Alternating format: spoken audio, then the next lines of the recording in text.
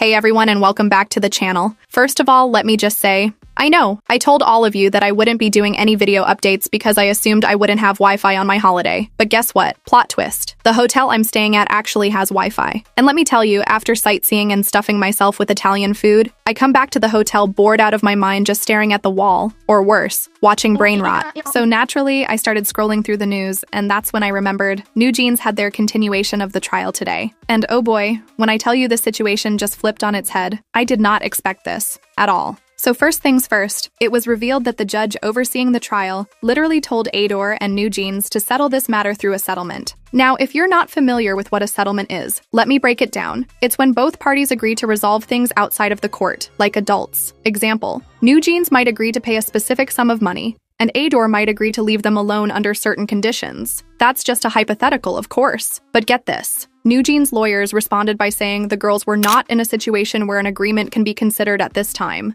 Like, huh? I mean, I honestly feel bad for the girls if they are mentally struggling right now, honestly. But they've gotten themselves into such a legal mess that they can't even take the peaceful route anymore. If you ask me, as someone who has studied the law, settling would be one of the smartest moves in this trial. In a settlement, both sides talk it out, maybe walk away with some dignity, and avoid dragging this mess on for months. But nope. NewJeans' lawyers and themselves said, no thank you. And now this case will be decided in court by a judge. Big yikes. Now here's where things get even juicier. It was revealed that Adore had actually been financially supporting the NewJeans girls even after they terminated their contracts. Yes, you heard that right. I used to wonder how they were even surviving, booking events, living their best idol lives. And now we know. Adore was still backing them. Adore paid a total of 12 billion won, that's about $18 million USD, to the NewJeans members as part of their salaries. That means each member made over $1 million.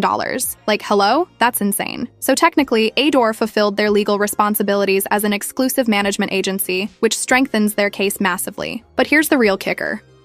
NewJeans keeps saying that their whole issue, the reason they broke off the contract, was because they lost trust after Min Hee-jin was kicked out of Adore. According to them, she's like their 6th member, but Adore clapped back hard. They stated, Min Hee-jin was not kicked out but left on her own accord. We asked her to take on producing, even when the court ruled that replacing the CEO was legal. She left saying she wouldn't do it unless we made her CEO. That statement really helped to understand what happened, but it doesn't stop there. Adore then points out that NewJeans performed at Hong Kong Complex Con without Min Hee-jin. So, are they lying when they say they can't function without her? Adore asked. That's a massive contradiction, and now they're stuck. Either they admit to tampering with contracts, big legal no-no, or they admit they don't need Min Hee-jin. But if they admit that, their entire argument falls apart. Adore played this round like pros. I gotta give it to their legal team. Strategy? On point. Even the judge stated, I've seen many cases of idols wanting to terminate contracts because of settlement issues, but this is a special case. Isn't the breakdown of trust an abstract concept? I will have to think about how to take on this case because each person feels differently about trust, and I totally agree. This case is very unique. There's no precedent, which, by the way, if you didn't know, is when a court has dealt with a similar case before and uses that result as a reference, overall to keep everything in the legal system fair. But since this has never happened before, the judge will have to rely on the reasonable person standard. Translation?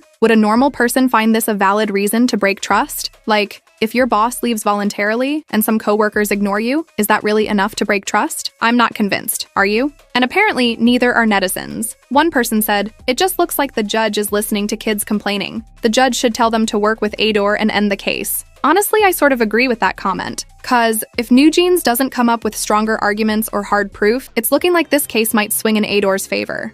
Let's review what they've claimed. They need Min Hee-jin, which has turned into a lie. Le Sserafim allegedly stole their brand deals, also proven false. Louis Vuitton allegedly reached out to Hybe and Le Sserafim privately. And Hani's claim that Illit ignored her, also false. It's starting to look like the only thing they really want is to be with Min Hee-jin, and they'll do whatever it takes to get there. Which brings me to an uncomfortable question. Why do they want to be with Min Hee-jin so badly? This whole obsession raises red flags. It brings up topics like grooming. Yes, I said it. And even if people don't want to think that way, it's still weird. Let's be honest, Min Hee-jin is a 40-year-old CEO. NewJeans? They were teenage girls. That dynamic is not normal. You can't convince me otherwise. Now back to the trial. The NewJeans members made another statement. Of course, about Min Hee-jin. They stated, when Min Hee-jin was ousted and new management came under Hybe, the new management had completely different values from the past and became a different corporation. Like, duh, a new CEO, New Direction. What did they expect? A Min Hee Jin clone? Maybe the girls have trouble adapting to change, which is wild because they went from school to being K-pop idols to now going to a courtroom real quick. If they're fine adapting in those situations, why complain now? If they had just explained what values changed, they'd have a stronger case. But instead, it just sounds dramatic. Then, according to netizens, this was one of the worst things NewJeans could have said. People are now comparing this trial to ridiculous scenarios. One comment said, "This is so dumb. It's like saying if the president I loved doesn't win, I'm leaving the country." That comment made me laugh way too hard. But let's not laugh too long, as then, NewJeans got hit with a new controversy.